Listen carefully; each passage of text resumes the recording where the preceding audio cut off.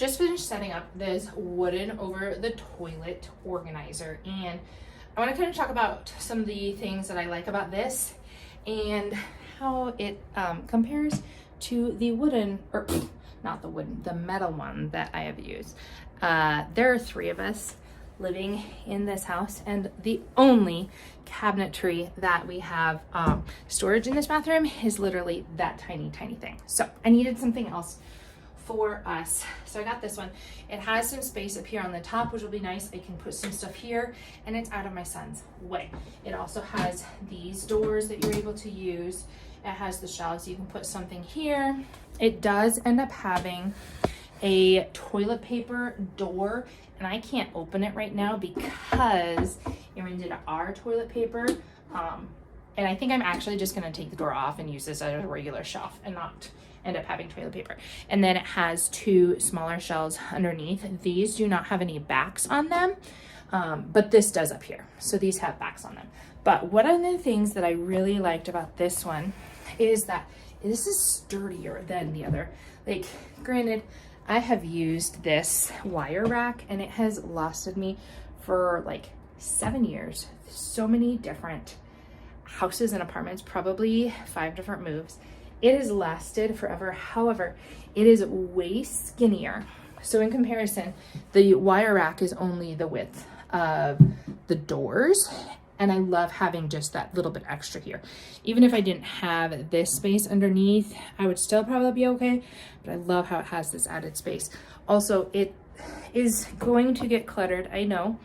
But I think the fact that it has at least some doors, rather than the rack, it didn't have any doors at all. Also, nothing can fall through the cracks.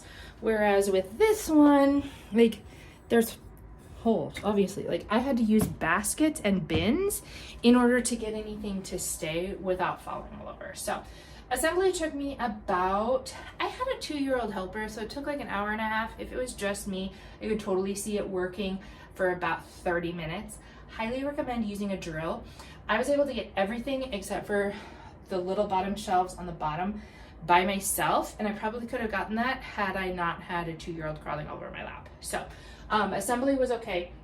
It does kind of assemble in 2 pieces, so I knew that getting it over our toilet was going to be a little difficult, and the directions say to assemble it all together and then put it where it belongs.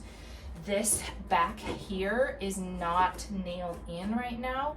You're actually supposed to use screws and stuff to assemble it, but that back is part of the top and this counter is part of the bottom. And so I didn't actually put it together until we got it here, so I don't have screws here, but there's little pieces on the sides that you can put together. So my suggestion would be, depending on how yours is, because ours was really tight, I thought I measured well and evidently I did not.